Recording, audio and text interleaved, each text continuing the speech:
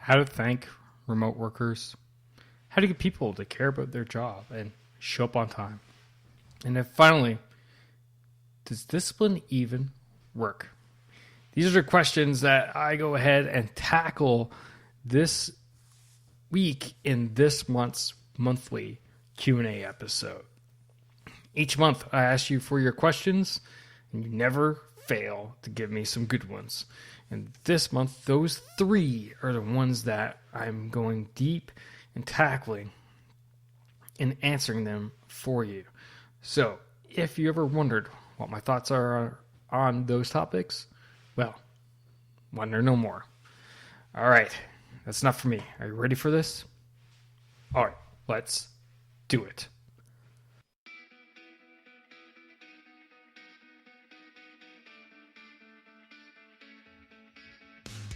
Welcome welcome all to the Peak Performance Leadership Podcast, a weekly podcast series dedicated to helping you hit peak performance across the three domains of leadership. Those being leading yourself, leading your team, and leading your organization. This podcast couples my 20 years of military experience as a senior Canadian Army officer with world-class guests to bring you the most complete podcast of leadership going. And for more, feel free to check out our website at movingforwardleadership.com. And with that, let's get to the show.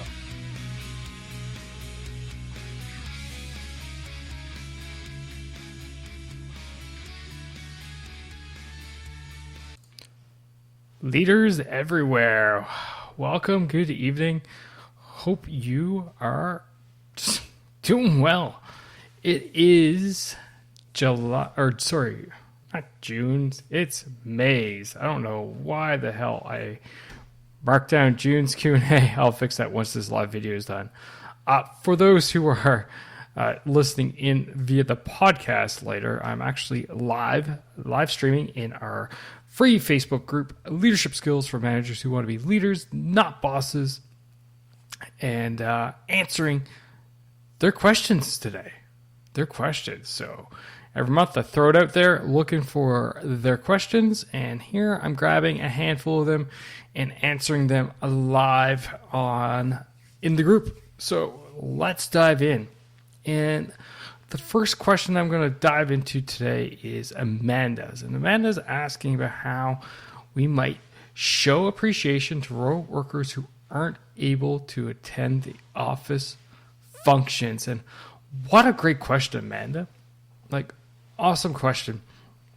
And first off, the thing is that, remote work is not going to go away. And actually, next week's podcast episode, we're going to even talk about that in the future of the office itself. So you're definitely going to want to tune into that one because it is awesome. And just to give you a heads up, the book that we discuss is probably one of the best books I've read in a very long time. It was just fantastic. So anyway, let's dive into your question. So I did respond with a podcast episode for you. Check out, and that is called The Dream Machine with Dane Espegard. And that's episode 239. So for you listening in, you want to check that out, go to leaddon'tboss.com/239 and listening. This Dane has a great few pieces of advice in there that you can use in these times, right? Because what I'm gathering out of your post there is that you want to find a special way to appreciate them and thank them for the work they're doing, the dedication, the long hours, being disjointed from the rest of the team, so on and so forth. So one of the things Dane talks about in there, and he's got a great story, is talking to your people and getting understanding of what their dreams are. What are their big ambitions? What are their big goals in life? What do they truly love? And he talks about this story where he ended up getting football tickets for an employee for him and his brother and take him to a football game. I believe it was the Buffalo Bills.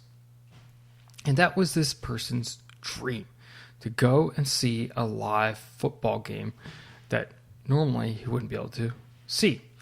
Now, Does that mean you have to go and get football tickets? No. But what's the moral of the story here? The moral of the story is this, is that you can show appreciation by having an understanding of what they value, things they care about, and the things that they love. So if they're big into drawing, maybe painting, you can show appreciation by sending them a gift of maybe a new paint set, maybe a new drawing set, something along those lines.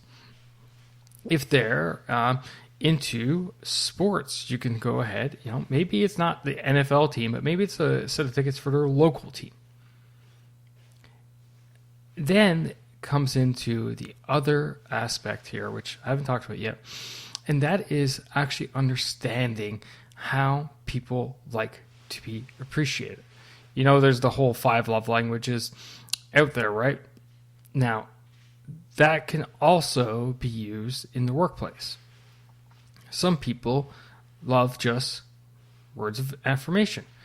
They just love being told, thanks for a great job. And maybe that will be good enough for them. Other people prefer gifts. Other people prefer time. So how might you, knowing these 5 different love languages and trying to have an understanding what each individual person's love language is, apply that in the workplace? Maybe you send them a gift card. Maybe you spend some quality time with them one-on-one and talking to them, getting them to know better.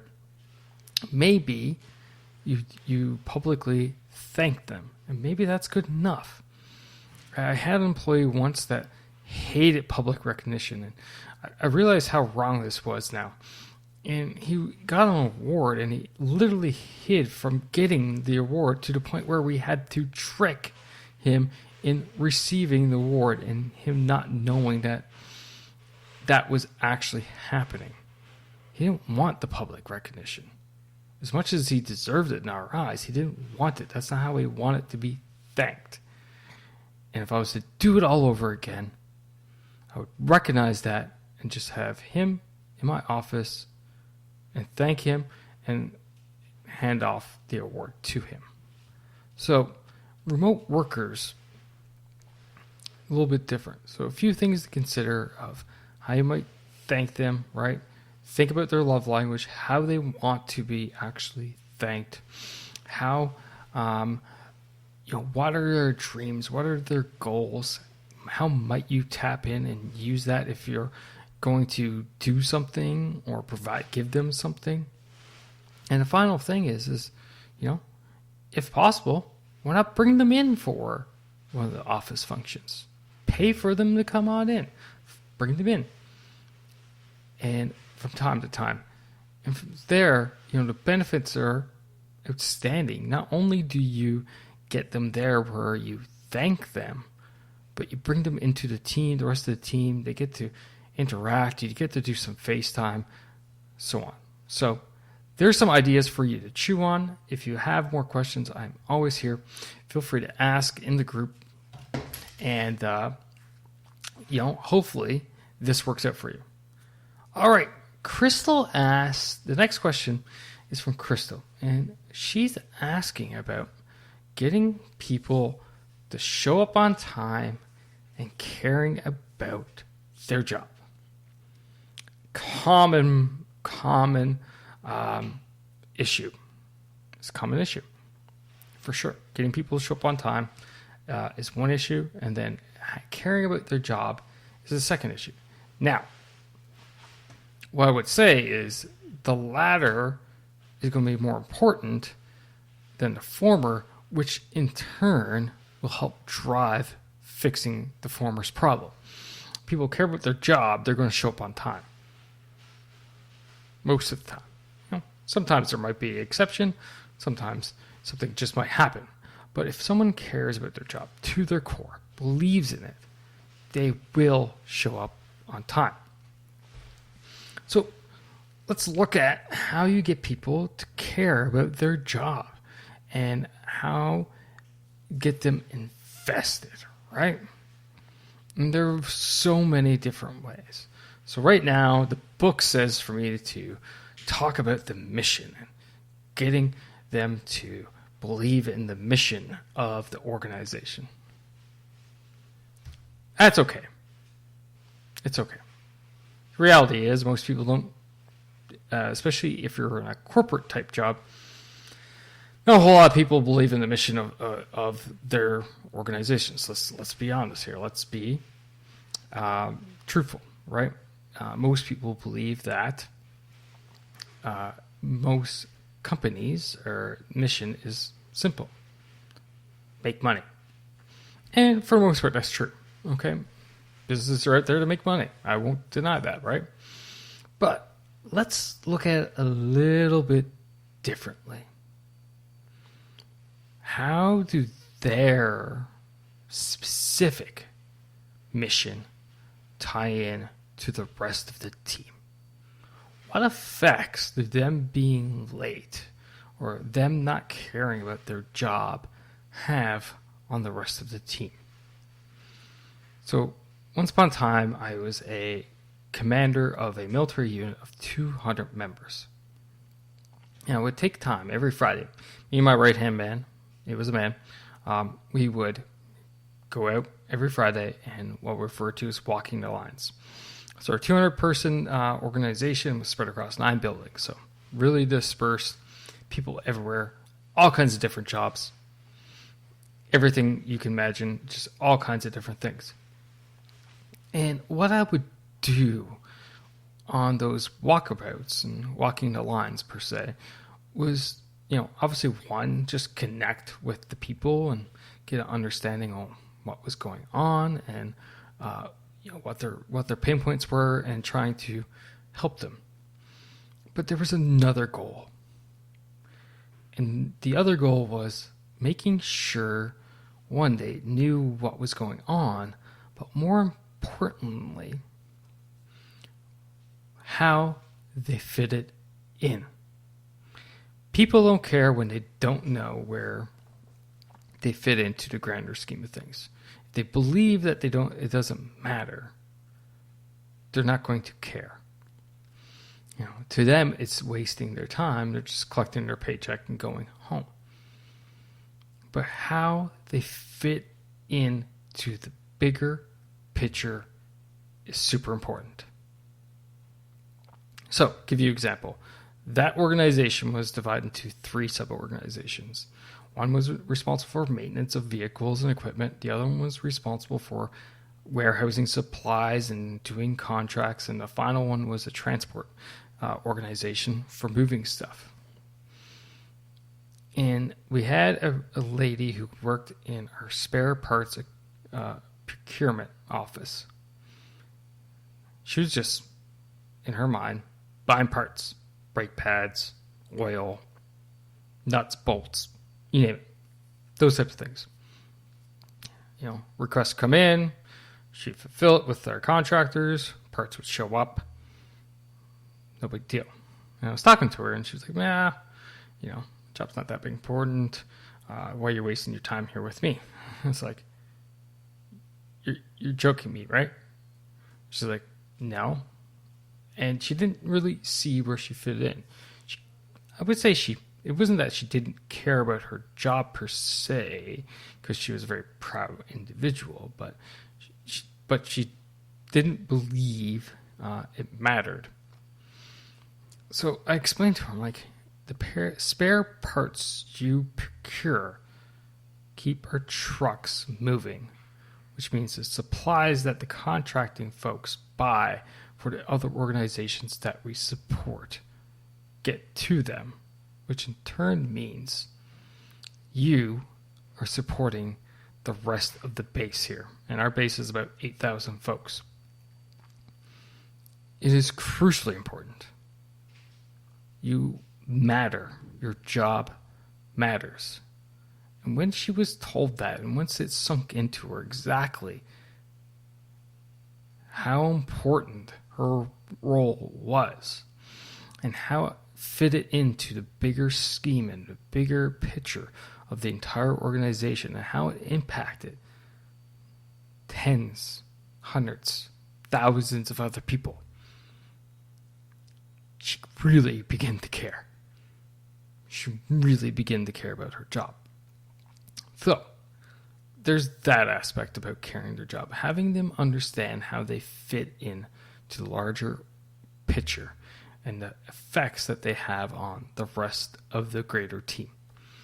Now, showing up on time is another thing. So when they start caring, in theory, they should show up on time. But a few pieces of advice for you about having people show up on time. First off, question.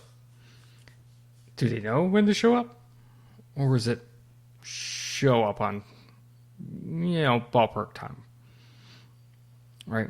Is it important that they show up at a specific time? Some jobs, it is. If you're in customer service and your door is open at 8 and they need to be there for 8, that's important. Other jobs, not so much. For example, my job that I do on a day-to-day basis, I don't have to show up at a specific time unless I have something that's happening. If I have a meeting, then obviously I have to show up on time. But other days, like I generally roll in, usually around 8:20, 8:25, maybe sometimes 8:40. Just really depends because it doesn't overly matter. So that's the first thing. Second thing, whether or not they know they have to show up on time or it matters. Second thing, a lot of people will basically enable people from to not show up on time, especially in meetings. We find this in meetings the most part. Enable it by stopping and recapping for the person who was late everything that was discussed. So if you're not showing up on time in meetings, reiterate the expectation, okay? They're expected to be there on time. So if the meeting starts at 10, tell them you be there ready at 10. No objections, just be ready at 10. And they show up at 10:05 or 10:10, do not recap what was discussed during that time. Tell them instead that they can come see you or call you to get the points that were covered. And let me tell you, that is actually very awkward for them. It's kind of like getting called to the principal's office when you're in high school. Everyone knows you're in trouble. Everyone knows you did wrong. And now you have to go and pay your rents. And I'm not saying, berate them or discipline them or anything. But the simple fact is that once you start holding standards, holding accountability for actions, people will not conform, but adjust their attitudes and their actions align with the standards which were enforced. So, if it's about meetings, force the time. It doesn't matter. If there's only one person there, go ahead, start, and then show them that you actually mean what you say. Don't enable not showing up on time. So if it's start time, like they're a customer service rep, again, reiterate expectations. If you've never said that they're expected to be there for 7:45 to open at 8, you have to, okay? Reiterate the expectations. Make sure they understand what the expectation is. And again, then hold to account. You were late today. I want to make sure you understand what the expectation is. 7:45, that's your start time. Okay, to be ready to open for 8. Okay, do it again, then you escalate. Do it again, then you escalate. It is a matter of making sure you hold true to the standards. Okay? So I hope this helps. If you got more, again, let me know. And then the final question of the show is not actually going to be from this group. It's going to be from our Leader Growth Mastermind. We had this question pop up last week during our group coaching call. And quickly, our Leader Growth Mastermind is our elite tribe, I'll call it, because that's what the group is calling it, We're a tribe of leaders who are just, we're trying to make it. We're getting after it and getting better and really trying to elevate our leadership skills. And that's what we do. So people show up, they feel lonely, they don't have anyone to talk to, they feel burnt out, they feel isolated, they have imposter syndrome. They come into this community and we take them from feeling that and making them feel empowered and feeling like they can achieve anything.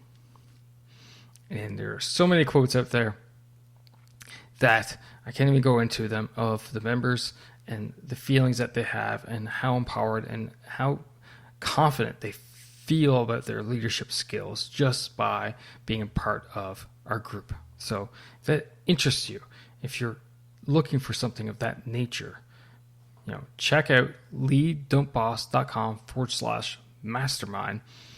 And all the information is there. You can sign up there and get going right now, because I'm here to help you be the best leader that you want to be. And you can't do it alone, let me tell you. I've tried it. It fails. Don't go alone.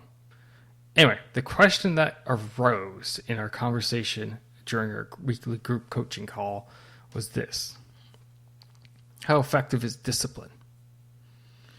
And the member, Sean, went on to explain that he was wondering, because some members of his organization recently, he believes, were disciplined for some things, and he's wondering how effective it is. And secondly, he's wondering if it actually transpired in the first place. So here's a few thoughts on how effective discipline is. First off, let's talk about whether or not it transpired. So discipline, let's back it up. Praise publicly kind of goes, with what I was talking about earlier.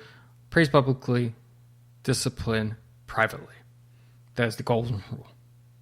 There is no venturing away from that. And that's why I basically told Sean, it's effectively none of his business if he knows, one, if they were disciplined, or two, what the actual discipline was. None of his business. It's not for him to know. That's between the supervisor and the employees. So there's that. Now, let's talk about whether or not it's effective. It's effective. So let's back up. What is the point of discipline? Discipline is not about reprimanding people. It's not about firing people. It's not about, I got you. When discipline, when it's done properly, professionally, it's about getting the people back aligned with the values and expectations that you have of them. It's about getting people back in line with the values and expectations you have of them. Okay? That's what it's about. It's not a negative thing. It should be a positive thing. Now, is the experience always positive? Did they come out like, wow, I got disciplined today.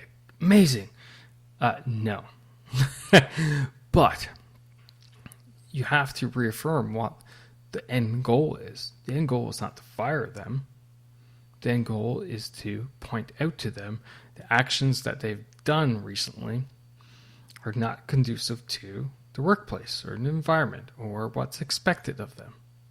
You're looking to get them back in line because you've already invested so much in them, so much time, so much resources in training them, bringing them up to speed, bringing them in, hiring them, getting them part of the team. Like you would rather not have them not be part of the team. You want them a part of the team, but they're doing something that is not conducive to the team. So after you go through all the normal things, right?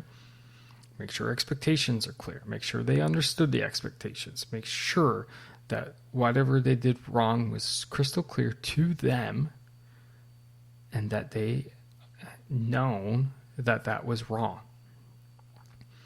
See, you have to look at yourself first before you look at punishing or disciplining them. So, You go through those checks and balances. You think in your head, you check it all out. And the end result, you go, yes, they knew they did something wrong. They knew that it was against our values. They knew it was against our policies, yet they did it anyway. Okay.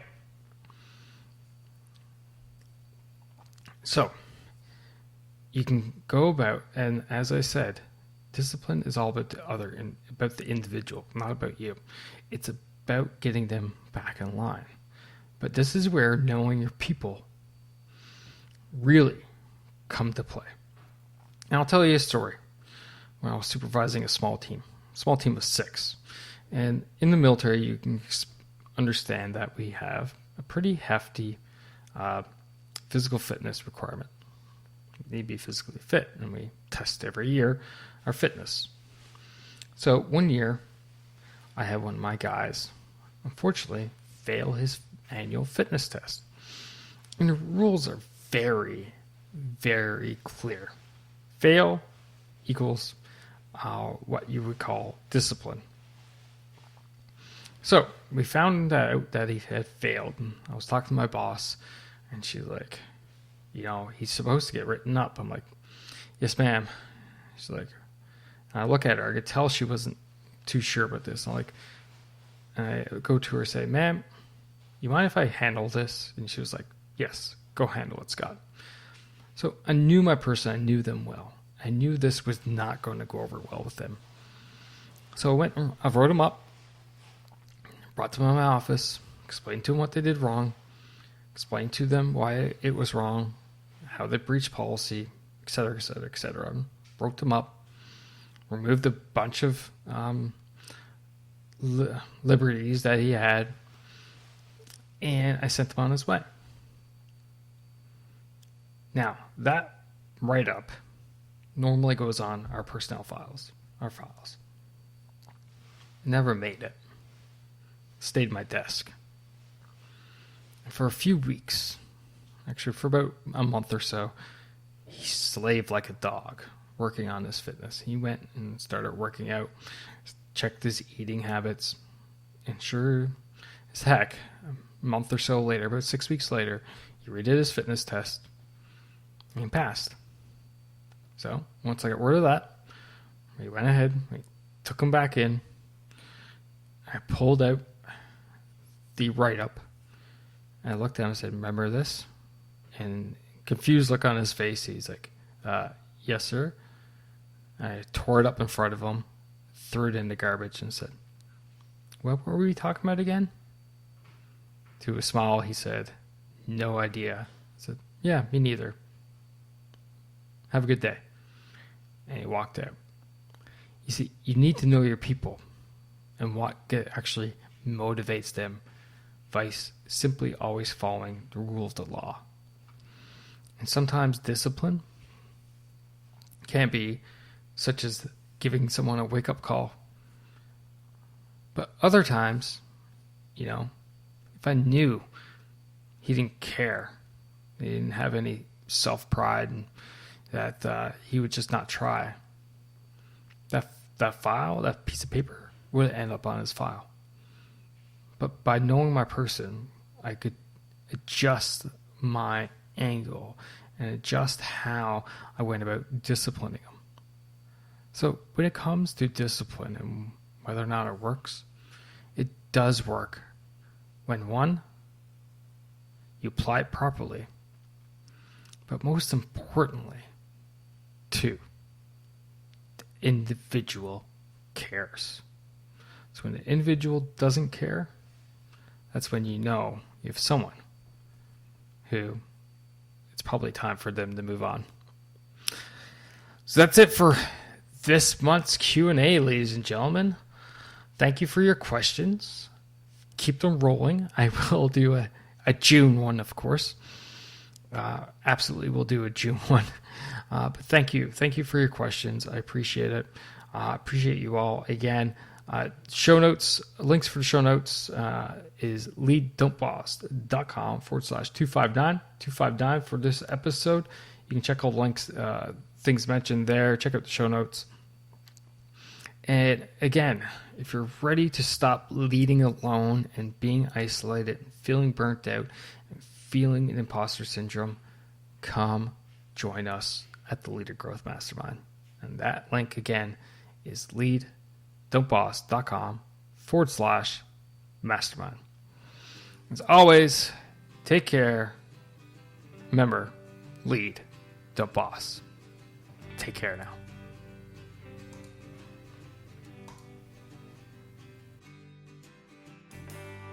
And that's a wrap for this episode, ladies and gentlemen. Thank you for listening. Thank you for supporting the Peak Performance Leadership Podcast. But you know what you could do to truly support the podcast? And no, that's not leaving a rating and review. It's simply helping a friend.